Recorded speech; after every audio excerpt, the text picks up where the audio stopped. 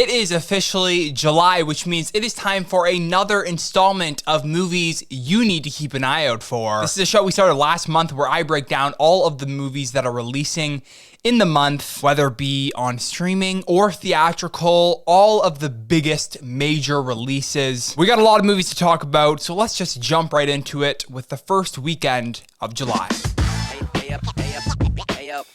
On July 7th, the newest movie in the Insidious franchise, Insidious: The Red Door, releases. Josh Lambert heads east to drop off his son Dalton off at school. However, Dalton's college dream soon becomes a living nightmare when the repressed demons of his past suddenly return to haunt them both. This film stars Ty Simpkins, Patrick Wilson, Chaim Abbas, Sinclair Daniel, and others. So this is, I believe, the fifth installment into the Insidious franchise, and this is the first film in the franchise that is actually being directed by the star of the franchise, Patrick Wilson. I'm not the biggest fan of the Insidious franchise personally, although I do really like the first film, but I know there's a lot of fans of this franchise, so this is definitely one to look out for if you are a horror fan. It is tracking to earn $25 to $30 million domestically in its opening weekend, which would be a pretty solid opening for a horror film, and also when you consider the budget of this movie. No social or review embargo have lifted yet for this film, but if you're a Insidious fan, this is definitely one to look out for. Also releasing on July 7th is the newest comedy film, Joyride. When Audrey's business trip to Asia goes sideways, she enlists the help of Lolo, her childhood best friend, Kat, a college friend, and Deadeye, Lolo's cousin. This film was directed by Adele Lim and stars Ashley Park, Sherry Cola, Stephanie Sue, and Sabrina Wu. It is currently holding a 100% on Rotten Tomatoes. There's been a lot of positive buzz around this film ever since it premiered at South by Southwest, and they also had a screening of it at CinemaCon a month or two ago. Critics say it's a raunchy, hard R comedy that does not hold back, but strikes a nice balance between that brilliant comedy and the real authentic emotion. I've heard some people say this is just one of the best raunchy rated R comedies of the past number of years. So if that's your kind of thing, if you're into those type of comedy movies, this is one to definitely go and check out. These movies are always fun to see in theaters, surrounded by an audience of people where you can all kind of share that experience together. It's tracking to earn $12 to $17 million in its opening weekend, which would put it about in line with the Jennifer Lawrence comedy that just opened. So that would be a pretty solid opening, especially for a hard R comedy. So we'll see how it does.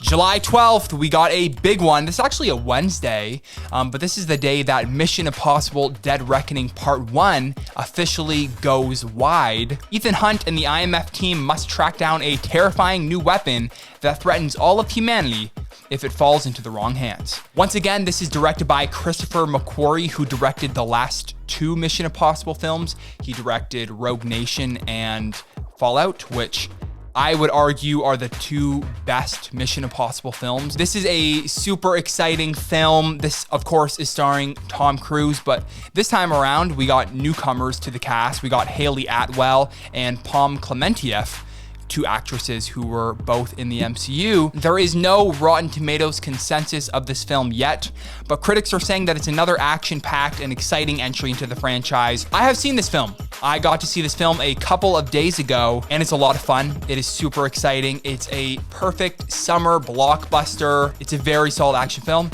and definitely one that you should go and see in theaters. So go and support this film in theaters. And it seems like a lot of people are going to go and see this film in theaters because it's tracking to earn $90 million in its domestic opening weekend, which would be a franchise best. This is looking to be a massive, massive hit. If this thing has the legs that Top Gun Maverick did last year, this could be the biggest film of the summer.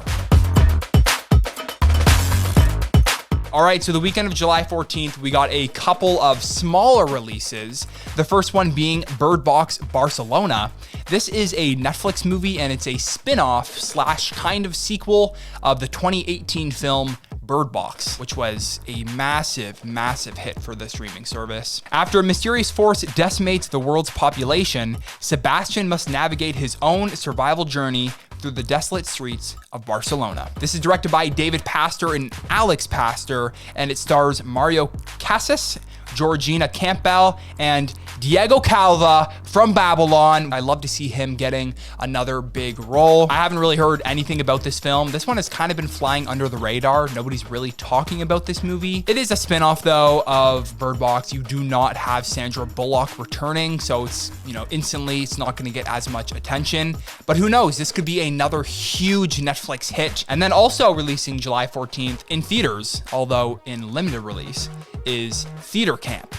Eccentric staff members of an upstate New York theater camp must band together when their beloved founder falls into a coma. This is directed by Molly Gordon and Nick Lieberman and stars Molly Gordon once again, Ben Platt from Dear Evan Hansen, Jimmy Tatro, and many others. This premiered back at Sundance in January, and currently it's holding an 82% on Rotten Tomatoes. I've heard a lot of positive buzz about this movie. I've heard that it's a lot of fun, the comedy lands, it has a great cast, and that if you are a fan of musical theater, you will love this movie. Like I said, this is a limited release, so there is no box office tracking for this movie or anything like that. I expect this to be a smaller film, though maybe it'll be good counter programming to the bigger action films like Mission Impossible and Indiana Jones and those types of films that will be in theaters. I don't know. I hope this film can find an audience in theaters. This is the big one. July 21st is a huge day because we got the matchup of the century, Barbie and Oppenheimer. Let's start off with Barbie. To live in Barbie land is to be a perfect being in a perfect place, unless you have a full-on existential crisis or you're a Ken. This is of course being directed by Greta Gerwig and stars Margot Robbie and Ryan Gosling as Barbie and Ken. This is the movie that of course everybody's talking about right now. This seems to be the most anticipated film of the summer alongside Oppenheimer. So much excitement around this movie. I'm very excited for this movie. The cast looks incredible. The trailers have looked like so much fun, and you got Greta Gerwig directing. No critical consensus yet. Nobody has really seen this film. They haven't screened it for anybody. The early tracking for this movie is around 60 to 80, even pushing $90 million domestic opening weekend. This could get as high as $90 million. Who knows? If it is well received by audiences, maybe it hits $100 million domestically in its opening weekend. That would be crazy. That would be huge for this movie. That would be a massive success. As of right now, it's looking like Barbie is gonna beat out Oppenheimer when it comes to the opening weekend box office. This is gonna be a super fun weekend. I can't wait to go and see both of these movies back to back. The Oppenheimer day. I'm ready. And this is gonna be huge. This is gonna be a massive hit. I did a video like a couple months ago where I talked about all the movies releasing this summer, and I just barely put Barbie on my prediction for the top 10 highest grossing films of the summer. And I'm very happy I last minute decided to put it in the 10 because there's no way this isn't a hit, right? Unless it's just not a great movie, but I find that to be unlikely. You got Greta Gerwig and Noah Baumbach. This is gonna be good.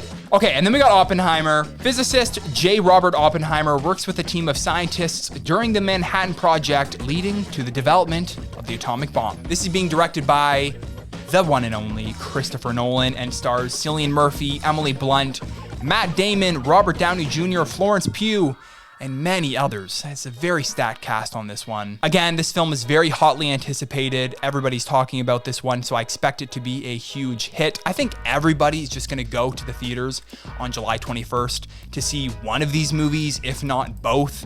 It's just become like an event, and that's just super exciting. I can't wait. And it's tracking to earn between $40 and $55 million in its domestic opening weekend. I feel like that number will end up being even a little bit higher. I think there's way too much buzz around this film that it will end up being in the $50+ million range. Which one will win at the box office? As of right now, it's looking like Barbie. Which one will win when it comes to the critical and audience reception? Who knows?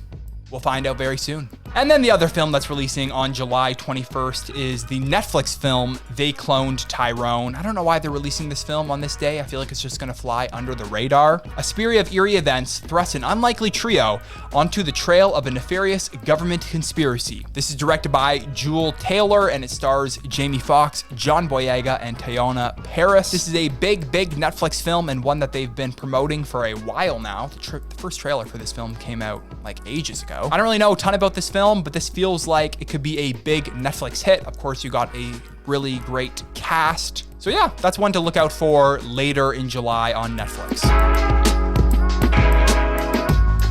Final month of July, we got a couple more big releases. The first one being Disney's Haunted Mansion. A woman and her son enlist a crew of so-called spiritual experts to help rid their home of supernatural squatters. This is being directed by Justin Simien and it stars Lakeith Stanfield, Tiffany Haddish, Owen Wilson, Danny DeVito, and more. That's a pretty great cast actually. And this film looks like a lot of fun, honestly. I've been won over by the trailers. This is, of course, the movie adaptation of the Disneyland and Disney World ride, Haunted Mansion.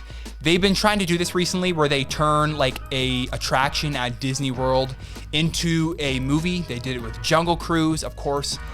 Back in the early 2000s, they did it with Pirates of the Caribbean. So yeah, I feel like this is a bit of a gamble. I don't really know how well this film is going to do, but if I were to predict, I feel like it might not do super well theatrically. This feels like a film that a lot of people are just gonna choose to see on Disney Plus, especially since it's, you know, in the middle of July. They might wait till October. They might wait till it's Halloween season and check it out on Disney Plus.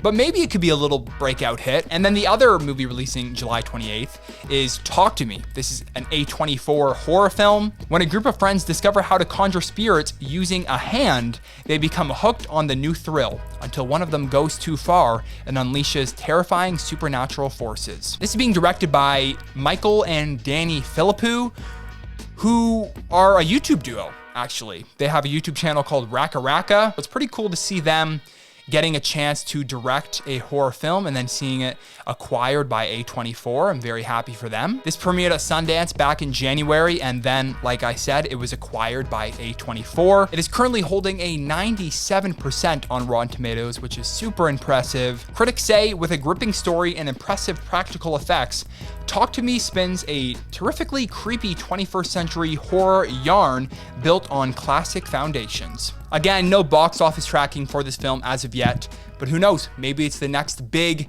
A24 hit. So those are all of the major releases for the month of July. I'm sure there are a bunch of smaller indie films that I've missed. If there's any that you think I should be aware of, make sure you let me know down in the comment section below.